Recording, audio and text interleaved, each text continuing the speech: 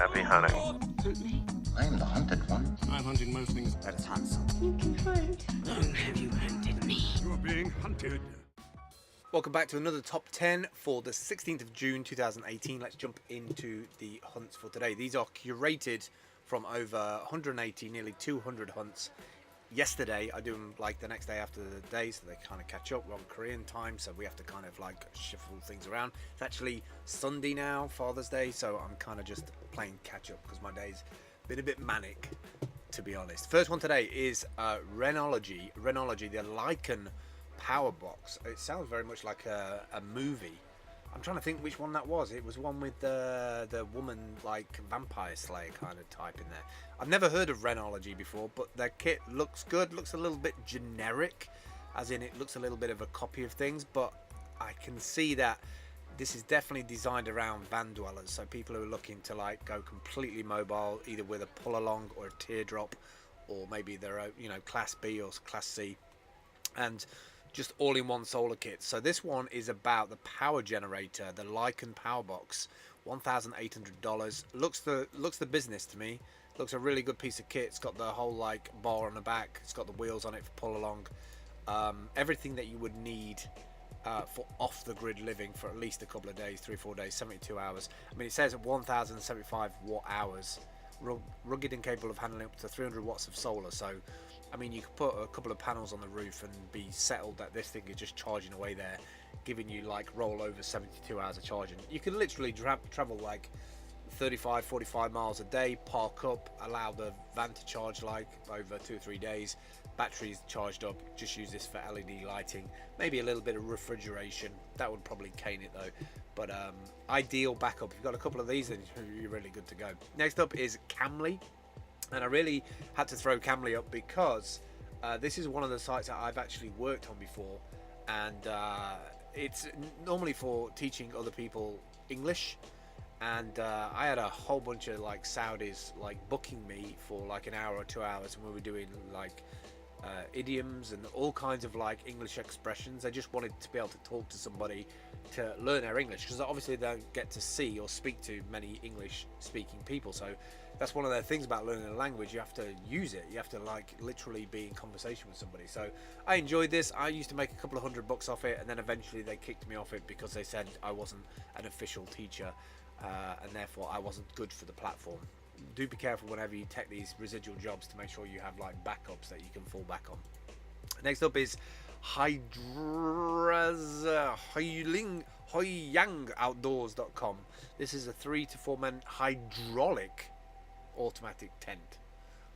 Hydraulic pop-up tent is large for 3 or 4 people. You need to get your English like translations done properly. Double layer with decent waterproof material, inexpensive but has good quality. OEM and ODM supported. I don't know how it's hydraulic. I don't see anything hydraulic about it. I think what they mean is that the springs like pop up. I don't feel like there's anything advanced about this, but maybe there is. Maybe I'm missing out on something. This whole like infrastructure of bars at the top here is kind of scary to me. I guess that's what they mean by hydraulic, that these are like tensile, so they spring up and then they bring the whole tent with it. The fact that it goes down to a bag that size is pretty fire. I would have concerns about the quality of the build. I wouldn't want to get let down on these things. I would double check to see if this company actually applies ISO standards. Otherwise, you're going to be buying a camping thing that only lasts you like 3 or 4 times and then it falls to bits. So do check all that stuff out whenever you like buy equipment. Let me just check my zoom. My zoom seems to be off. They haven't fixed this yet. They really need to fix it. I'll keep an eye on it as we're going. Alright, next up is the Figure It Out, the FIO app. Scattered across endless lands and open oceans, time zones are problematic. FIO alleviates those woes. So this is kind of cool. It's a little Chrome extension, and by the looks of it, it gives you a visually stimulating Chrome extension of your time zone pane. So auto location generation, and then it can work out from that the time. I kind of like the color coding. It's a little bit dramatic. I wouldn't want a whole website to take that up. I just have it like in a tray bar. I use a great application. Trying to think what it's called now. iStat menus on the Mac. That's got amazing weather and date stuff in there. Like I can literally get a breakdown of the weather, like per hour, humidity, comfort, UV moderate, like a hell of a lot of stuff, and it was like $10, so it's incredibly worth the money. Next up is Joey. Give a soul to your digital instruments. Now, I'm easily persuaded with good graphics, good website, easy to looking use interface. So this interface for me for a MIDI player looks really cool. One cable, a little bit of wood on the top there, gives it a little bit of a fashionable look, and it's a modular MIDI controller that feels like a real instrument. And as a non-musician, something that allows me to interact with music in different way is something that I'm super into. So the idea of hitting these vibratos, the bending, the aftertouch, all those different effects that you can affect on a sound, the easier that is for me to interface with that music, to come up with something in the flow, that's more likely to get me to play with it. And the best thing about this, you can add soft modules to it. So it's got 3 different slots, so you can add in different kind of pads and effects or whatever controllers you prefer. So I really dig that. And I like the simplistic nature of this. You could literally go out into the wilds with your solar panels and your iPad and one of these little controllers, record your vlog, and then make a soundtrack to it. That would actually be kind of cool. Next up is the Microsoft Smartboard, or the Surface Hub 2. Turn any space into work team space. I mean, check out, I just love it because of those screens on the wall. I love that they're vertical like that, with 4 of them across like that. Imagine having all the hunts and all your Steam stuff, all your blockchain stuff, all your master nodes, everything, all your information on one wall in your studio, so you can walk in the morning with your coffee and catch up with everything. It'd be the best. But then I probably would never go anywhere because I'd be too interested in looking at my screens all day.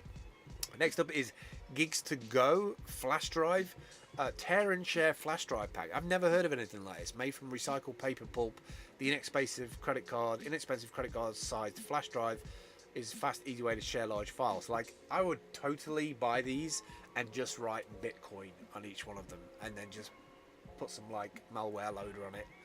Instant DOS attack network. You know, people are going to put it into their computers. They're not going to check it. You could just leave them on trains, buses, planes. I'm not saying you should do that, but I'm sure people are doing that. Next up is Evolvi, or Evolvelo.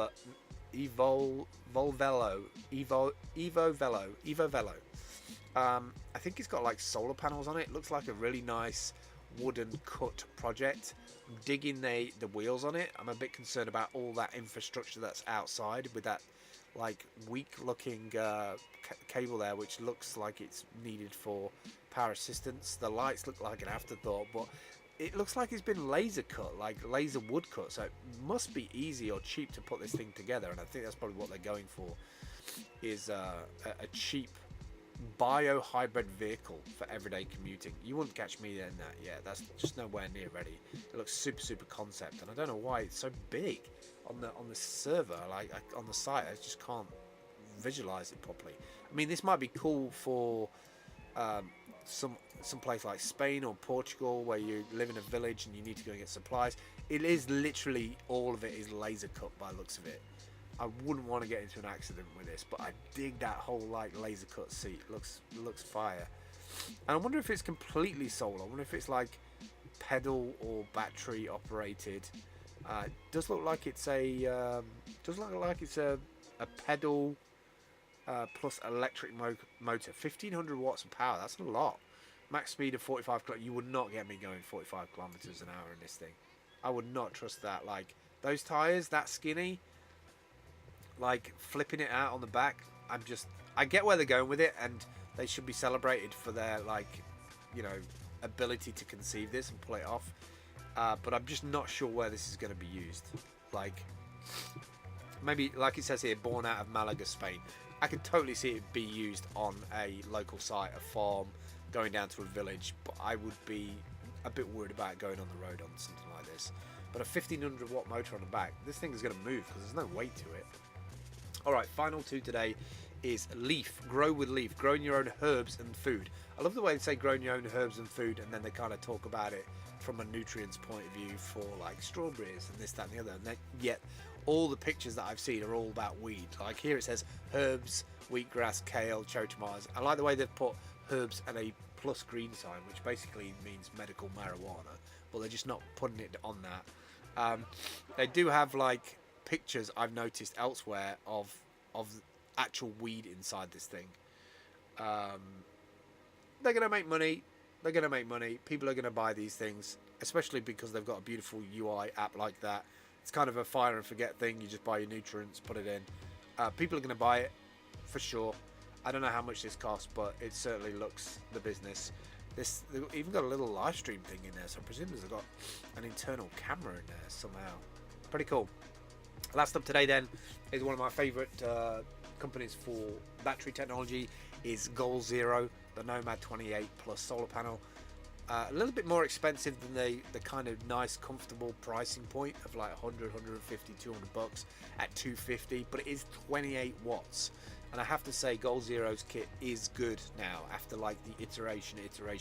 They're a solid company, been around for a while now, and I'm sure they're making better products and now using the latest and greatest panels in there as well to get efficiency. That's it for me today. I will catch up with you tomorrow. If you've never seen the site before, this is what it looks like. You've got all the links on the right hand side. When you click through, you get let me get back. When you click through, it pops up on the left hand side. Click the white button at the top, it takes you through to the main website that's been hunted. If you want to fill one in yourself, this is what you have to do. He says trying to find the thing. Where is it? It's not there. It's here. It's there. That's what it looks like. You go to the plus button next to your name, top right, fill all that in, put some graphics in there, and then that posts to your Steam blog and also goes into the rating system. If you want to find out how the voting works and the rating system works, just have a look at the guidelines. Go over to steamit.com/@steamhunt, read through the blog entries there, and you'll find out everything that you need to know. Just find your coolest, most unique, most up-to-date, like wow kind of technology, cool items. If you're a bit unsure as to what to hunt, have a look in the guidelines section 2. You'll see everything you need in there. That's it for me today. I'll catch up with you tomorrow. Happy Father's Day to all the other fathers out there in the world. Bye.